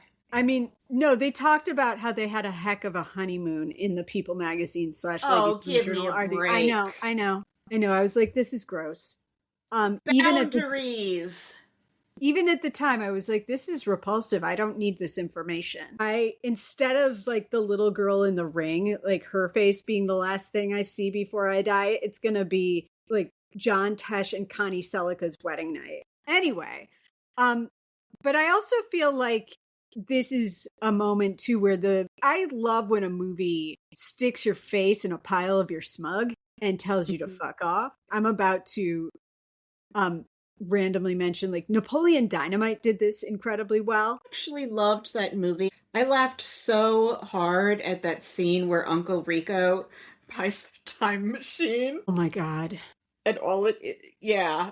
Brilliant character actor John Grease. Yes. So good in that movie. When he goes on to perform the dance at the election ceremonies, that is an amazing reversal that the movie does to you, where you realize like you're being a dick and you're laughing at human sincerity, and it like brings you joy, but it also makes you realize you've been complicit in something terrible. This is the moment too where you realize like these people are ridiculous, but they're serious and they're real. Like Sean and Derek are ridiculous, but they're human beings. And this movie is like, and I apologize to my mother if she has made it this far. Fuck you for thinking otherwise. Fuck you for how you destroyed this woman because of how we just like to hate in this country. The best art. And I guess I am putting Napoleon Dynamite in that category right now. Whatever. It's our show. I can do what I want. Holds up a mirror and makes you look at yourself and the world around you and ask questions about your own behavior. This moment is kind of jarring in that you're like, oh, I was a part of the problem. And as I said earlier, though, we were children. I don't know what Jay Leno's excuse is. I was just repeating what I heard on TV, and I thought I was so smart. Oh, I just sucked up whatever they told me. And then at this point, Lavana shows up at her door and starts talking to her and tells her that she's proud of her. In the puffer coat. She's telling her that she's proud of her. And of course, she has a tape recorder in her pocket because she's trying to get something for the media. Tanya's having a real moment where she thinks her mother is going to be a good mother to her, or like at least attempt to change her ways. And you realize like, oh no, that's fake too. And I was just like, wow, hard copy. Bravo for being the most impressive bunch of grave rapers of the 90s. Like, you're actually the worst. Of course they are. And then she goes to the Olympics. I feel bad for her that she doesn't seem to have gotten that much joy out of being at the Olympics either time. So there's the whole thing with the laces and where she skated to music from Jurassic Park. I remember her going up and her laces being broken and her showing the judges. And I'm like, this is so important. Everything's riding on it. Why isn't she or someone around her like making sure she has spare laces? Why are all these things left to go wrong with skates and laces? It's so telling too that it's a world where like picking a John Williams score would be considered like the edgiest shit on the planet. I mean, I would have told her to wear something that sort of reminds people of a dinosaur for that. Like brassy T-Rex? Green. I might not tell her to make T-Rex arms, but something that reminds people of how maybe more pterodactyl than T-Rex. I mean, she could have had like maybe more like sort of like iridescence on her leotard. Like if she had a smoother, bronzy Yeah, like bronzy green, iridescent, not frou-frou, but that would like remind people of the scales of the dinosaur. Yeah, that would have been That, cool. yeah, that would have been. I want to give a shout out here to Oksana Bayul, because Oh, while all this drama is going on around her, Oksana Bayul just lets it all float off of her, and at umpteen years old, she rises above the drama and wins the gold. And if you want to hear about hard knocks, there was no money for funding the national teams in Ukraine. The Soviet Union's collapsed, so the state apparatus that funded all of the training all those years is gone. The Ukrainian figure skaters had to resurface the ice themselves if they wanted to keep practicing. Like, they so couldn't Oksana Bayul was like driving the Zamboni between. I mean, I want to say they didn't have a Zamboni. They had to not. like manually resurface the ice. And while we're at it, Slava Ukraini. Indeed. I was explaining to people who weren't alive at the time that we didn't have the internet. So you had to watch all of this happen live. You didn't know whether or not, like, Nancy Kerrigan was going to pull it off in that final skate that Saturday night. And I was at my friend Sara's house, and I remember watching this and Nancy Kerrigan not getting the gold medal after all of this. And I remember just being like so shocked. They didn't expect Oksana to win. It was like a last minute thing for them to find the Ukrainian national anthem to play. Nancy was so bitter. I've read that if you look at pictures of people on Olympic podiums, that usually the bronze winner looks much happier than the silver winner. Oh, I'm sure. Because the bronze winner, it's like a nice surprise. And there are cases where people you thought were going to come in first come in third, yes. But the bronze winner, it's a nice surprise, and the silver winner got this close.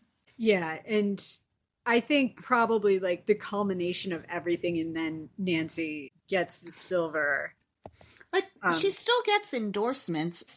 She was still the guest host of what is considered the worst Saturday Night Live episode ever. That has one of the funniest sketches on it, though. I don't know if you remember when she and Chris Farley were doing pairs skating, and that's David on Farley, Spade though. Yes, but David Spade was doing Scott Hamilton, and there's one line where like the music changes. First, the music starts and he's like, Yanni, a bold choice. And then the music switches to Technotronics, Pump Up the Jam. And he's like, uh-oh, pump up the jam. And he's like, pump up the jam. They will do, Vern. She does not win. She is banned from skating. Basically, she's sentenced to being nobody. Careers in figure skating are short, and I think that's one of the reasons I lost interest in it, is because the group that I saw as a kid had all retired. The people I'd seen coming up behind them had retired, and no one stays in it long enough to really attach to them. Even if hypothetically she'd been able to, which it wasn't going to happen, she'd been able to do 18 months in prison, even with how talented she is, I'm not sure statistically that she had another championship season in her, because she would have been in her late 20s by the time there was another Olympics.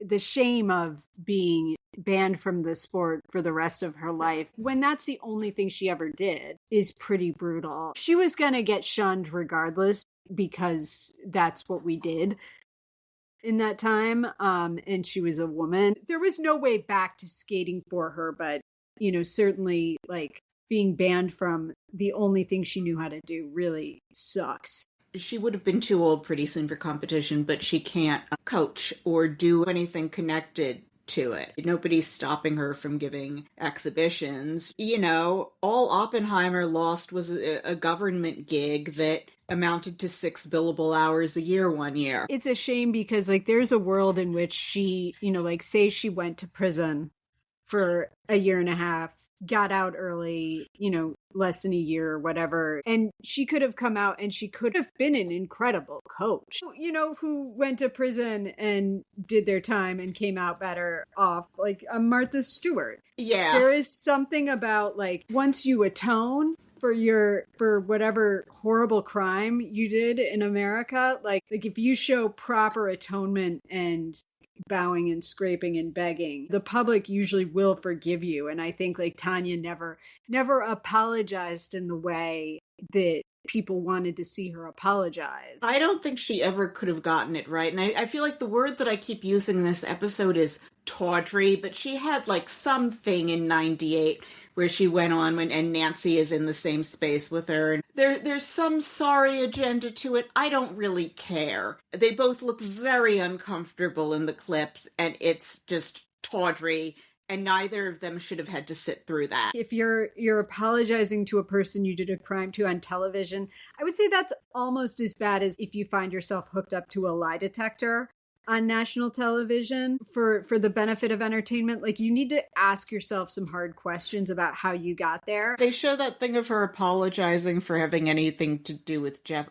We see her hearing David Letterman use her as a punchline. We cut to Galuli and the fluff beard he has that is as bad as the mustache, where he acknowledges that he ruined her career. We get to the end here and we see that she gets involved in professional boxing for women, which is just a huge bummer. She also did that Dumb Crimes show, and I have to say, she has, with humility, done whatever anyone would pay her for. Yeah, and she had a sex tape leak. Yeah, they go to the lady boxing.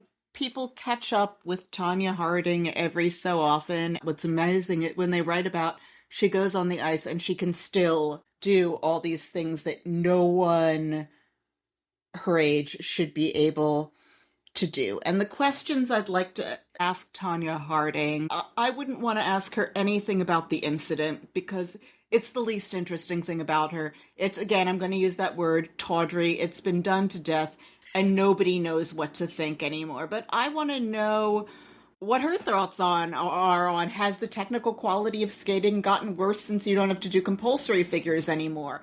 And what, like, that she had to learn this thing that wound up being redundant and that it made everything that was already expensive so much more expensive. What was her perception on the whole, like, Janet Lynn, Trixie Schuba thing that wound up with the reduction in the figures? And, like, if the wheel of opinion turned again and she could get reinstated, would she want to coach? What does she think she could bring to that? What approach would she take? What if she could have skated to music she actually liked? What would she pick? How would she choreograph it? What would she have worn if she didn't have to approximate someone else's perception of a lady?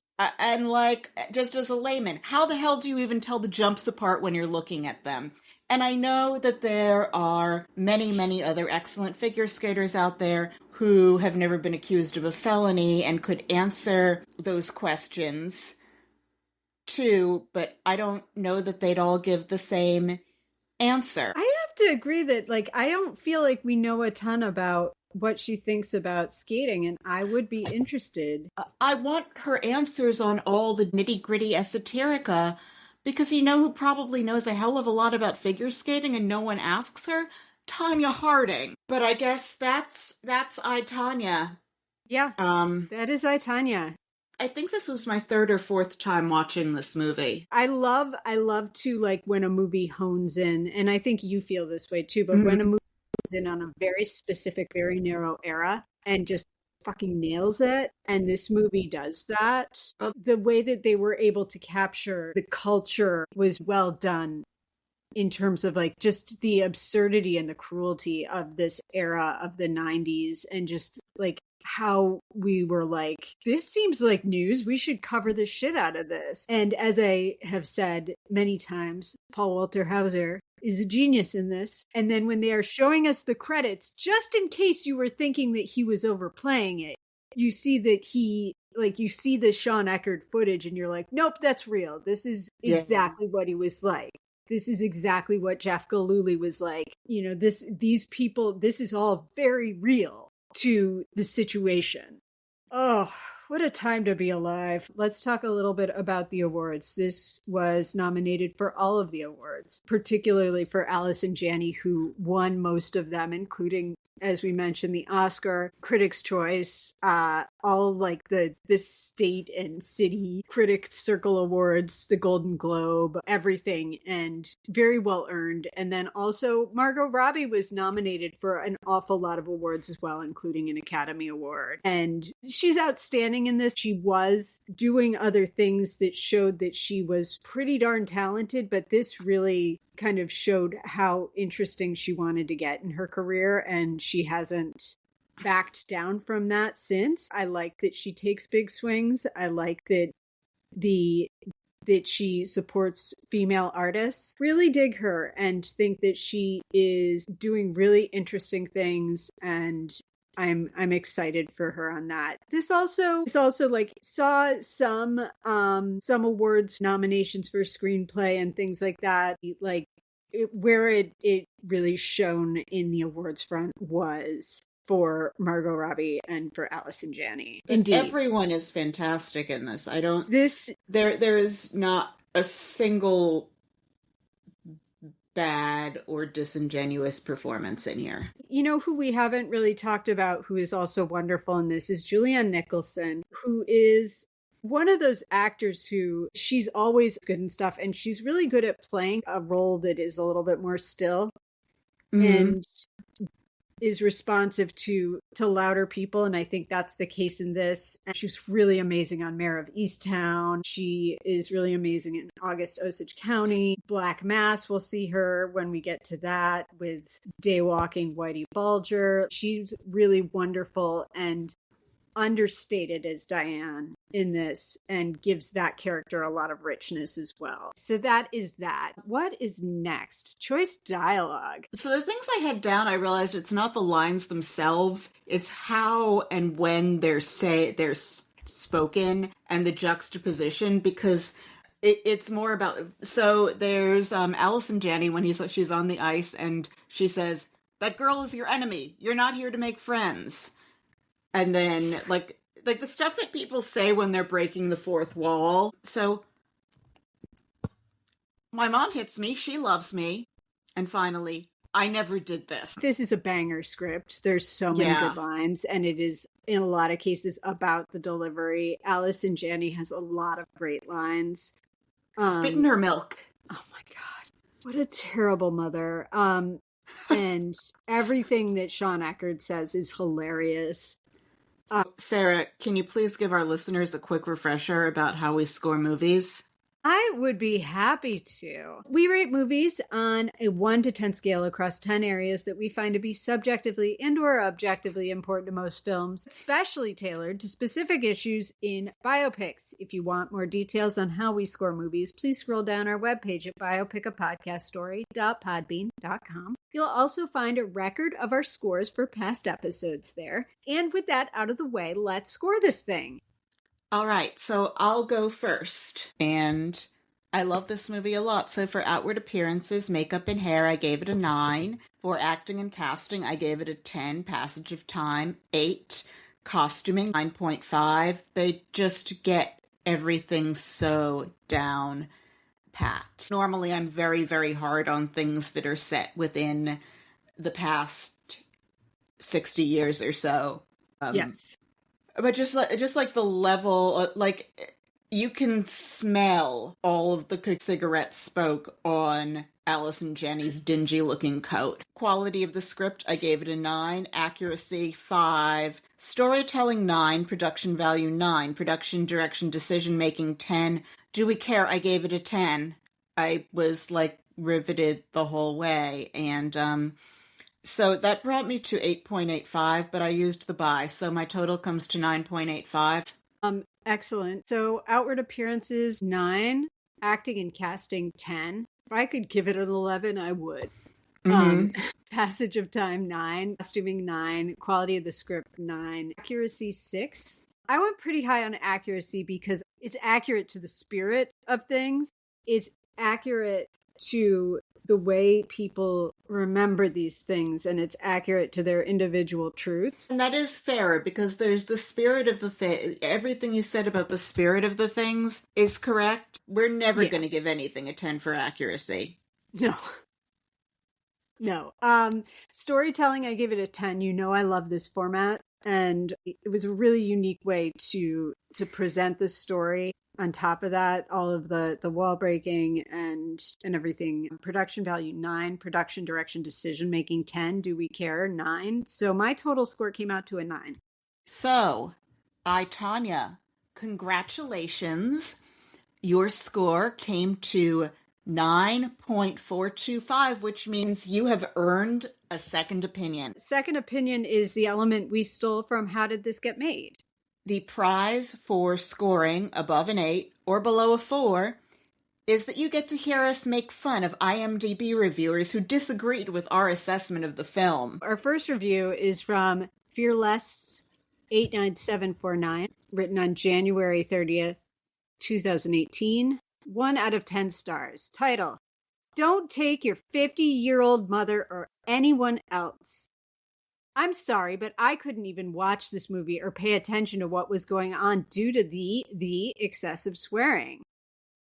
It's 2 these in there. Okay. Like, I understand movies have swearing in them and the rating was strong coarse language, but this was a joke. We walked out 20 minutes into the movie. Every single sentence either started with an F word or ended with an F word, or had a few C words thrown into it. Sure, the director is trying to portray how the main characters acted and talked in real life, but not to the point of ruining the movie. I guess that Fearless 89749 doesn't fucking like foul language.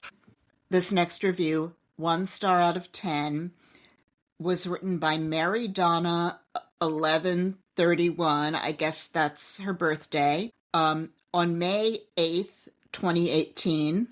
And it's entitled, I'm so glad I didn't waste dollars on this movie.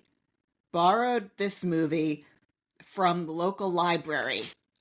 I'm so glad I didn't spend hard-earned money on this garbage. Way too many F-bombs. Not entertaining at all. Stop supporting trash like this. Hollywood. Start taking lessons from Hugh Jackman. What? What does he have to do with it? What does Hugh Jackman have to do with it? Gosh, how can it be that so many people dislike cursing? It's very cathartic. Indeed. Okay, next one. 1 out of 10. Written by Strictly Confidential. All one word. July 22nd, 2018. I love the title of this one. The title of this is TRASH exclamation point. Trash! Okay. Take it away. Oh, this one has a tone. Ah, yes. Welcome to the wonderfully glamorous and, of course, highly rewarding world of women's competitive professional figure skating. And looking at Tonya from my perspective, I'd say that it was the ultimate glorification of trash. From its trashy characters, to its trashy situations, to its trashy violence, to its trashy dialogue, to its trashy everything. It was all just trashy, trashy, trashy, trashy, trashy, trash. And being such absolute trash that it was, and in its shameless trashiness, it actually stooped to the gutter-level mentality of encouraging the viewer to literally laugh out loud at what happened to Nancy Kerrigan, as though the whole incident was just a, quote, slapstick, unquote, comedy. Tisk, tisk. Such utter trash that tries to pass itself off as worthwhile entertainment. Sarah, I know what's up with this review. Yes. So this review was written by the figure skating judge, who tells Tonya, we also score for presentation, is based on. I mean, as our friends at We Hate Movies say, it's okay to like a thing, and it's okay to not like a thing. I want to give everyone the space to do that, but it's fascinating, like, how stupid the reasons people don't like things are. All right, yeah. I'll read this last one. Okay. 1 star out of 10, written by G Magic 2525 on January 31st of 2019. Overrated and not funny. I love Margot Robbie as an actress, but unfortunately this movie is boring and hard to take seriously. Allison Janney is a bright spot in this film, but there's not much more than that. If you are looking to laugh, then this movie is not for you. It seems like most of the film was fabricated, even though the movie is based on a true story. Not to get all philosophical here, but like, what are we talking about when we say fabricated? The movie was fake because it's a movie. Like, you know, like it wasn't real. This person is wrong. I don't. Yeah, they're wrong. I don't know what else to say. Well, it wasn't like this story is absurd. Mm-hmm. I don't know. Yeah, Margot Robbie was like a baby when it happened, and she didn't believe it was real when she read the script, which is just flabbergasting to me because of how much space this consumed in the public mind when I was in middle school. We were there, and I barely believe it's real. Mm-hmm. Like, it's unbelievable that something like this happened, and yet it did. So, other stuff you should watch instead. This movie is fantastic. I love it. Even though I do a show about biopics, which means I watch a biopic every week, I'll probably watch this movie again for the heck of it at some point. And I would say watch the videos of Tonya Harding actually skating. Watch videos of what the top women's figure skaters were doing at the time, and decide for yourself whose style you like best. And also it is kind of a hoot to look up those videos from every 4 years at the Olympics where they would have people come on and try to explain what the heck the figure skating part of figure skating is about and why it affects who medals. I would echo your recommendations. Absolutely watch this movie. It's quite good. Also, because I've been talking about my stock in Paul Walter Hauser, I would say definitely watch the new Naked Gun movie. He is in that. He's really funny in it. So go visit his Instagram because he's a delightful individual and seems like a good egg. I would also recommend The Price of Gold, the 30 for 30 documentary about this is quite good and gets inside all of it. And still reading The Power Broker. I was going to ask if you were still reading The Power Broker. I am. Okay. Also, Taffy Producer Ackner's article on Tonya Harding, which we mentioned up top, is excellent. Yeah, I mean, read anything of hers. She's an amazing writer.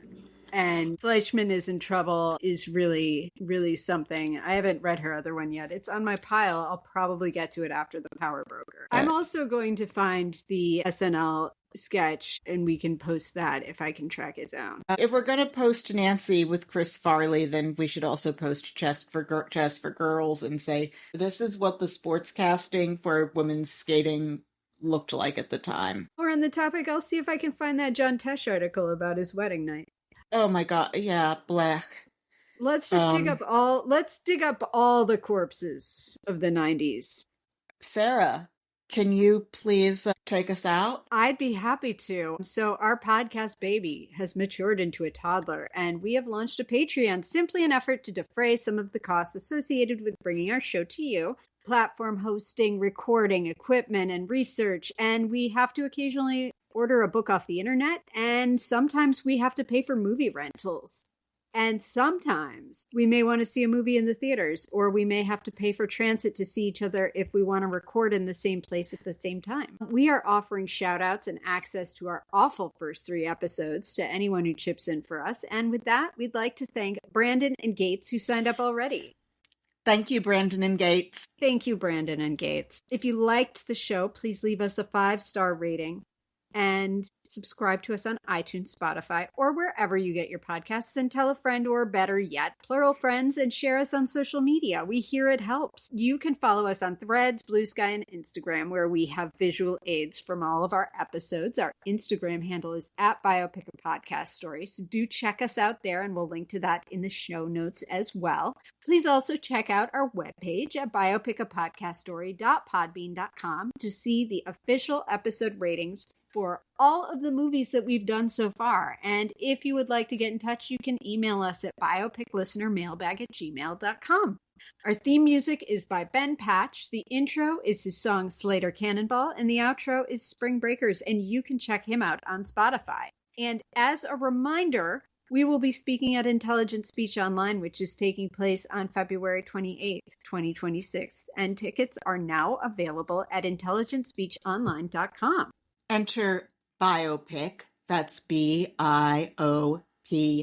at the checkout for 10% off because we sent you. Tune in next week when we'll be talking about introducing Dorothy Dandridge, the first film in our Black History Month 2026 series, starring Halle Berry, the first Black woman to win the Academy Award for Best Actress, as Dorothy Dandridge, the first Black woman to be nominated for the Academy Award for Best Actress. Love that synergy. And also we'll be welcoming back to the show Otto Preminger. And with that, I guess that's our night. Yeah. Good night to the earnest and the cynical. If you're having trouble falling asleep, just imagine a camera above some black ice overhead, obsessively watching someone retrace a pattern on the ice with one foot that they drew with the other foot. It should help. Indeed. That sounds very boring. Good night, Sarah. Good night, Rena.